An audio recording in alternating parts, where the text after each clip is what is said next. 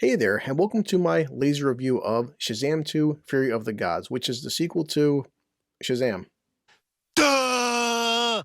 Okay, I'm trying something different. This is Barton Naturals and it says gluten-free, kosher, vegan, all natural, but also, holy shit, it's 80 proof. So, yeah, I'm gonna try it by itself, then probably mix some cranberry juice because I'm assuming it's gonna taste like goddamn paint thinner. And Um, before I get into this, honestly, I want to say that I wasn't looking forward to seeing Shazam 2 only because of everything happening with DC. And I'm sure if you're watching me, you know what I'm talking about in terms of James Gunn and Henry Cavill and Gal Gadot and et cetera, et cetera. But because I have the Regal app and I always talk about this, I have like unlimited movies, so I wasn't paying for it. And the point of me talking about this is, should you pay for it? How to feel about it? What's going on? Okay. So yeah, I'm gonna try this goddamn vodka without a chaser and see if it freaking put some hair on my manly chest. All right, let's try this. Oh, You're a pussy. I definitely need some cranberry juice. Holy shit! All right, so Shazam 2, I just got done seeing it. Did you check it out? How do I feel about it? What's going on? Yeah, let me try this stuff in. Enjoy my intro.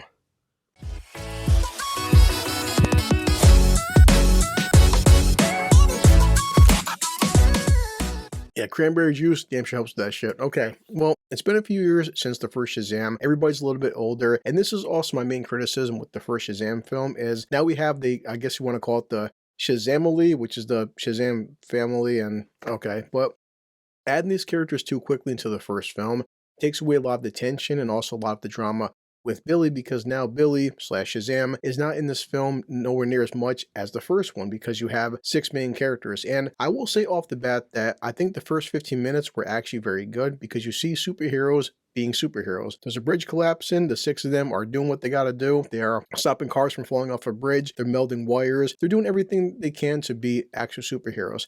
Of course they mess up, they make mistakes, but for the most part they're anywhere from 12 to 16 years old, so it happens.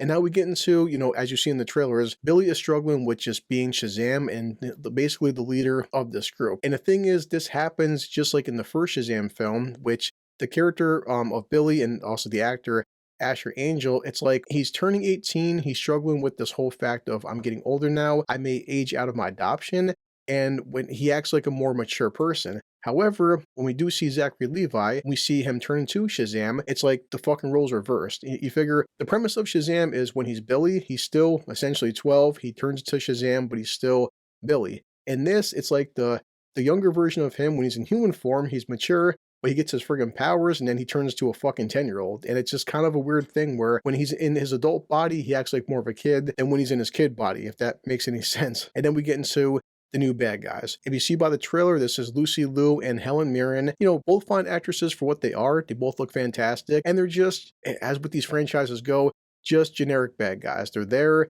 They want to beat up the family. They want powers, blah, blah, blah. And I have to give them a little bit more credit because how do you take 6 characters that are basically as strong as Black Adam and Superman, and essentially in the first Shazam film, they had no weaknesses. How do you stop them, slow them down, and make this like an even threat where it's 6 on 2? Of course, you have to have magic. So the 2 bad guys, they use magic and they make the Shazam family not as powerful as you would think. And that's pretty much it. I'm sorry, the plot is pretty thin. It's just, the 2 bad guys want power. They gotta stop them. Not much else is going on. And if you like the first one, I think you would like the second one. If you didn't like the first one, you're not gonna like this. They keep, the comedy exactly the same. I think, the comedy in the first Shazam film, for what it is pretty on point. It's good for teenagers and stuff, younger audiences, not too adult, and I did have a fun time watching the first one. The comedy in this is exactly the same, and also, to their credit, they focus on the whole family aspect. Like, they say family so goddamn much, you're like, yeah, where's Vin Diesel? But I've seen all of the Fast and the Furious movies, lady. It's all about family.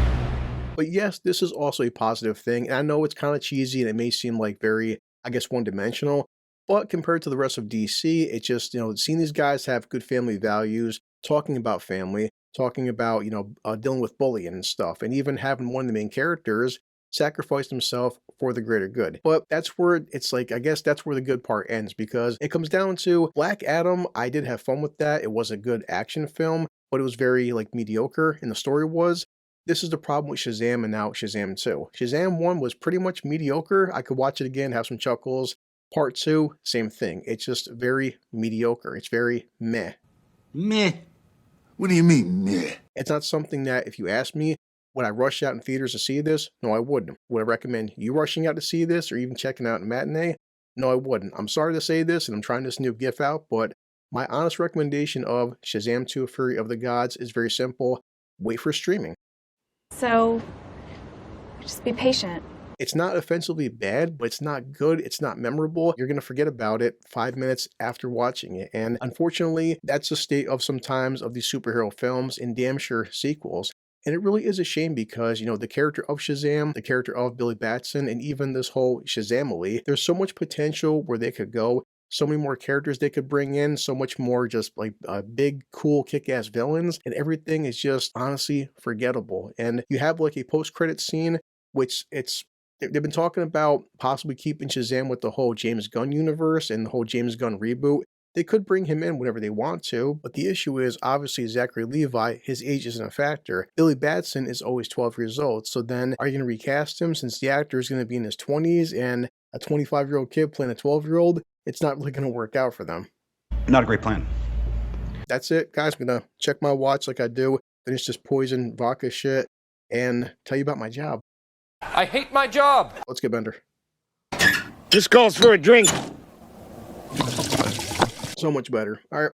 Now I have to edit this and then get back to work.